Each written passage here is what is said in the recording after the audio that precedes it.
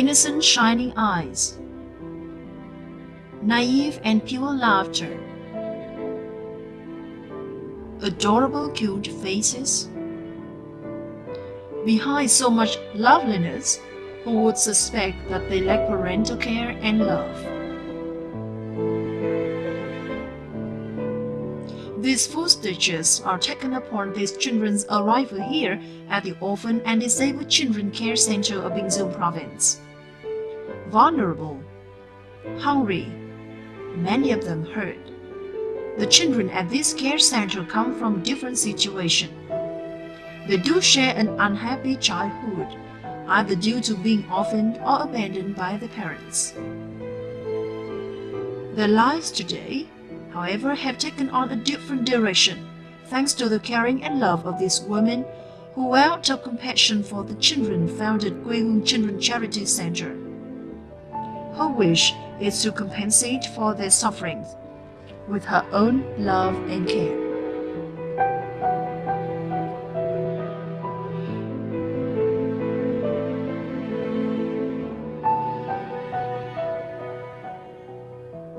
For the past 10 years, Huỳnh Tiểu Hương, the founder of this charity center, has been making an effort to maintain its operations, so the less unfortunate children will be taken care of in the most optimal conditions. Hương spent her savings on upgrading her own house to receive 30 disadvantaged children. The number increased sharply later on to a present 320. Difficulties pile up, but the petite women soldiers on with determination and sheer love for the kids. Quê Hương Charity Center is today this children's own household. Khi Tiểu Hương lượm các con về thì với Tiểu Hương khó khăn lắm. Vì các con lượm về thì đa số các con 7-8 lạng, 9 lạng 1 ký, hơn 1 ký. Thì đa số các con lượm về thì chuột ăn, kiến ăn. Có em thì có con thì không còn thở được nữa. Có con thì trong thùng mì gói, có con thì gói trong tờ báo, có con thì trong đống rác. Mỗi đứa có một hoàn cảnh. Tại vì Tiểu Hương không có diễn tả hết được những cái cảm xúc của mình và không có diễn đạt được tất cả những gì mà đã trải qua trong cái tâm hồn của Tiểu Hương và trong con mắt của Tiểu Hương. 10 years since discovering these children, her feelings for them have remained unchanged.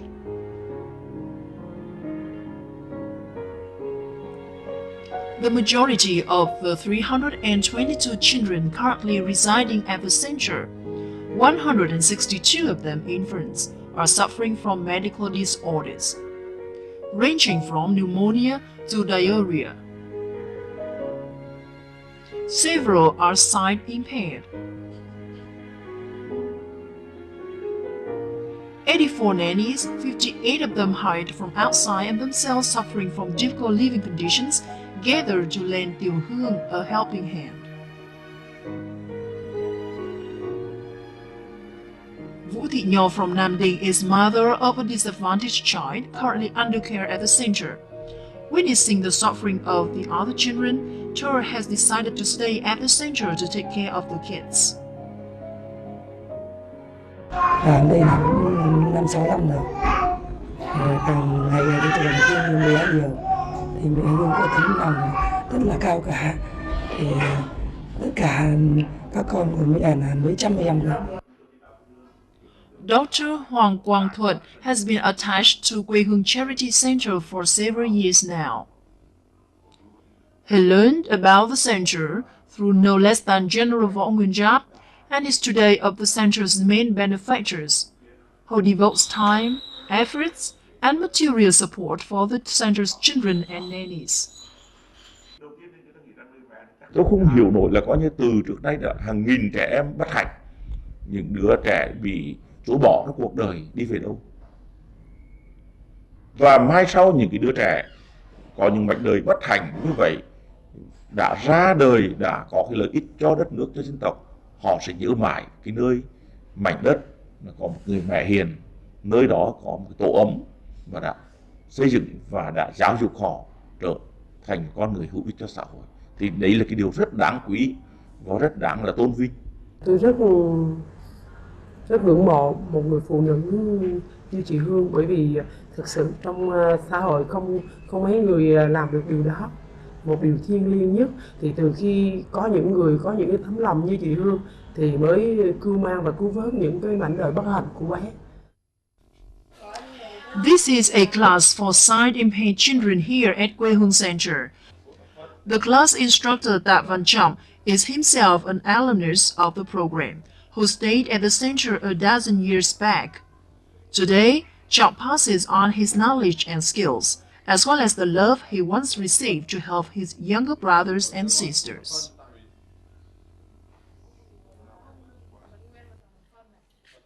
Làm thầy với các em ở đây thì nói là thầy thôi, nhưng mà thực sự là cũng là một người anh trong gia đình chị ạ. Cho nên là cũng cảm thấy hạnh phúc lắm, tại vì ngày trước mình cũng chính là những các em ngồi ở những cái ghế, rồi sau này mình lại đứng lên chỉ lại cho các em, thì tự nhiên mình cảm thấy cái cuộc sống của mình nó có ý nghĩa nhiều lắm chị ạ. Khi em vào trung tâm á, thì mọi cái đối với em rất là lạ, chưa biết một cái gì hết, từ máy vi tính cho đến tất cả mọi công việc đều chưa quen. Thì sau một thời gian nhờ có sự giúp đỡ và động viên của mẹ, thì ban đầu thì mẹ cho em đi học kế toán để về phụ giúp với mẹ về công việc trung tâm và văn phòng. Thì em không có biết nói gì cả, mà em chỉ biết nói lời cảm ơn mẹ. Nhờ mẹ mà em có ngày hôm nay, nhờ mẹ em được đi học, được có một cuộc sống tốt đẹp hơn. Huỳnh Tiểu Hương is quite a human paradox. Who would have suspected such will strength and determination within such a petite frame? Who could believe this fragile-looking lady for the past 10 years has managed to care for hundreds of unfortunate children and dozens of staff members? Compassion and humanity seems to be the only possible answer. Hương herself used to lack parental care and had to wander on the street, opening herself to life's hardships. It is perhaps fate that brought her to these children, whom she regards as her own children despite not having had a child of her own. Sacrificing her youth and personal joys, Hương has transformed the lives of the 4,000 children who have frequented the center for the past 10 years. The sheer number of children Hương has cared for is a source of surprise, even for Hương herself. 1 or 2 kids are already tough to care for a parent. 300 is perhaps unthinkable. To add to the hardship, several of the kids have to live with serious illnesses, some of them with HIV virus.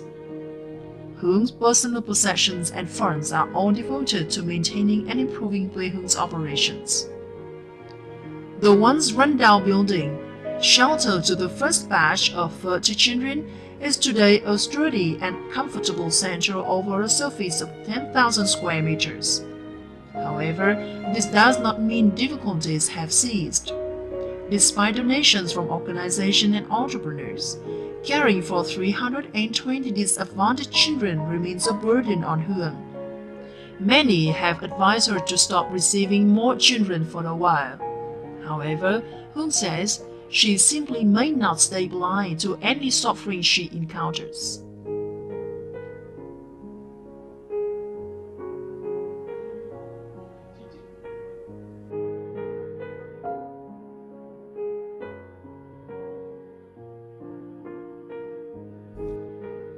Bản thân của Tiểu Hương cũng chưa một ngày được giáo dục và đào tạo, nhưng Tiểu Hương nghĩ rằng trường đời đã cho Tiểu Hương được rất là nhiều cái kinh nghiệm trong cái đường đời, nhờ qua những cái đòn roi, cái cực khổ, những cái đau đớn và thất học. Cho nên Tiểu Hương cảm thấy rằng mình rất là tủi thân và thua thiệt bạn bè và xã hội. Cho nên Tiểu Hương không muốn những đứa con của Tiểu Hương, các cháu bị thua thiệt, không phải là thua thiệt vì những cái mặt vấn đề như gọi là vật chất tiền bạc, nhưng mà về cái tinh thần. Để mà mình làm thế nào để giúp đỡ cho nhiều bạn hơn nữa thì mình phải có kiến thức. Cho nên Tiểu Hương cố gắng bằng mọi cách để cho các cháu tại đây được đến trường. Pursuing this vision with fervency, Hương has set up a kindergarten where she wants her kids to receive the best education and learn to reintegrate into the community.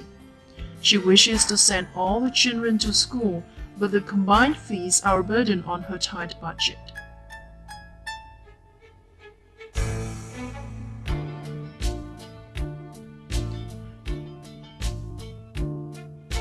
Ten years since its foundation, Quê Hương Charity Center has today received official social recognition and is part of the Vietnam Red Cross.